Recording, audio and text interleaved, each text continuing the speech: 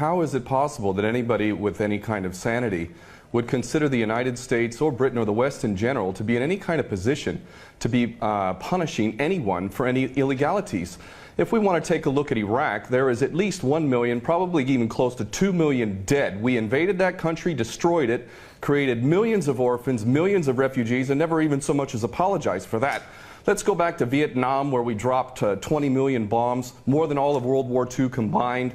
We have destroyed so many countries. We have tortured and killed and maimed and raped around this planet. Who in the hell in their right mind would consider the United States or the West in general to be in any position to punish anybody? Never mind the obvious facts that this is a false flag attack. Well, we don't operate under international law. What we have is the color of law, the law of the jungle, in which the rich and the powerful basically determine what goes and what doesn't go. Iraq is a perfect example of that. Why isn't Tony Blair and George Bush rotting away in a prison cell for the rest of their lives? Because the law is not being applied. These are war criminals and they should be in prison for the rest of their lives, if not executed, if their own rules were adhered to for their own crimes. Well, the Greater Israel Project is all about destabilizing surrounding nations, ultimately in pursuit of this dream of Greater Israel from the Euphrates down to the Nile, all the way over to the Eastern Mediterranean. This is the dream of these psychopaths, and so destabilizing governments, creating sectarian strife is all part of that menu and all part of the design to create Greater Israel. So that goes, that's self-evident. But I have to go back to what this gentleman is saying in Washington, D.C. about America not wanting to get involved or Obama not getting involved. What are you talking about? We have been arming people directly who are Al-Qaeda. Al-Nusra Front is Al-Qaeda. These people are psychopaths to the worst order. They're conducting suicide attacks. They're gassing people. We know, Carla Del Ponte said in May, that it was the so-called rebels in Syria that were using sarin gas, not the Bashar al-Assad regime. No, it was not. We know that the United States president is arming people who are on the U.S. terrorist list. He should be convicted of aiding and abetting, giving material support to a terrorist organization. But then again, you know what? We, the West, the United States in particular, Israel and Britain, are the biggest terrorists on the planet. So our little junior partners in Al-Qaeda, which is nothing more than a CIA database, thus the name Al-Qaeda, this is nothing more than a group of terrorists working together, each playing one different role, but all of them working together for the same goal, which is to maintain this hideous and sick and twisted, unjust world that we have, which is a perpetual state of war. Always one illusion, one boogeyman after another. But the fact is, Obama is nothing more than a puppet war criminal, just like his predecessor and every other U.S. president before him. So please don't tell people out there that the U.S. is not involved. It's directly involved, and it is arming people who are absolute psychopaths. The United States is in a perpetual state of war because the bankers control the politicians and they read the script as given to them by the banksters, and they make huge amounts of money off of this. What this gentleman is saying about the United States not wanting war, not wanting to get involved, is like Iraq 2.0. It's a repeat of the same rubbish that was said, oh, we don't want war, war is a last resort. That's absolutely untrue. It's a lie. Those that are in government are nothing more than prostitutes who are carrying out the orders of those who are in charge of them, and those that are in charge want another war. And part of that is what we discussed earlier, the Greater Israel Project, to destabilize any Arab regime which might have any kind of autonomy and self-determination. Any regime in the Arab world that is not an absolute puppet cannot be tolerated. And who are the nations that we target?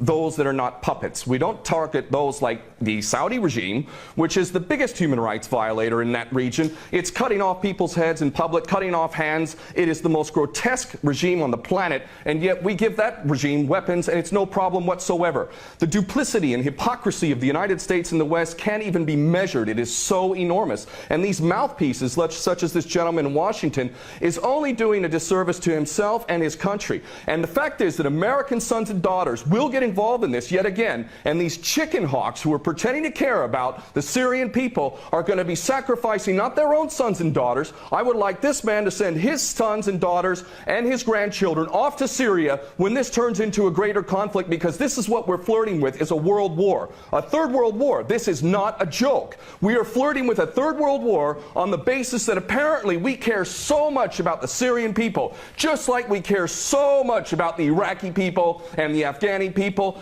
The only people that buy this sort of stuff are either bought-off prostitutes or the dumbest of the dumb. And we're also led to to believe that Assad is the dumbest idiot dictator on the planet now, isn't he? Because he invited UN inspectors to come in, and he brought them in on the very day that they come in. He decides to attack his own people 10 miles away from where the inspectors arrive. This is beyond ridiculous, and the only people that buy this, again, are bought-off prostitutes or the dumbest of the dumb. Well, there's no question that they don't intend for limited strikes, and that's not going to do anything. They want to go in full scale. That's the plan. Of course, they'll use pretext to be able to justify the initial attack, and then they'll concoct more things to justify a greater involvement. The Daily Mail reported here in the UK, and it's commonly understood to those who are paying attention, that defense contractors, leaked emails from defense contractors proved that there was already an approved plan from Obama down to give these psychopath terrorists al-Nusra Front chemical weapons. We know that al-Nusra Front, 12 individuals in Turkey were caught with 2 kilos of sarin gas. Where did they get that from?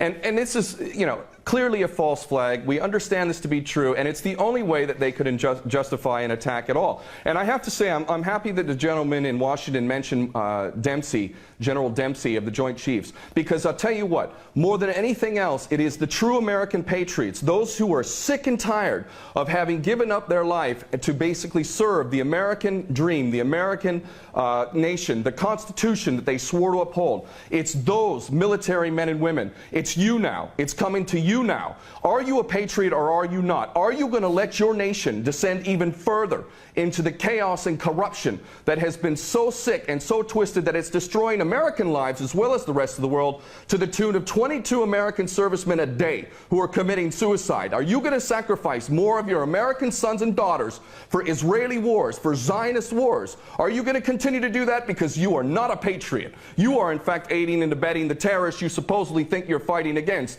And those Americans who are waking up to this, I hope to God, in the military in particular, that you refuse your orders. And this is why the people of America who are refusing to buy this nonsense, the overwhelming majority do not support any kind of attack on Syria. And in those in the military, I know that the powers that be are very, very frightened that high-ups within the military will refuse the orders. And I hope this is exactly what happens if an attack on Syria occurs.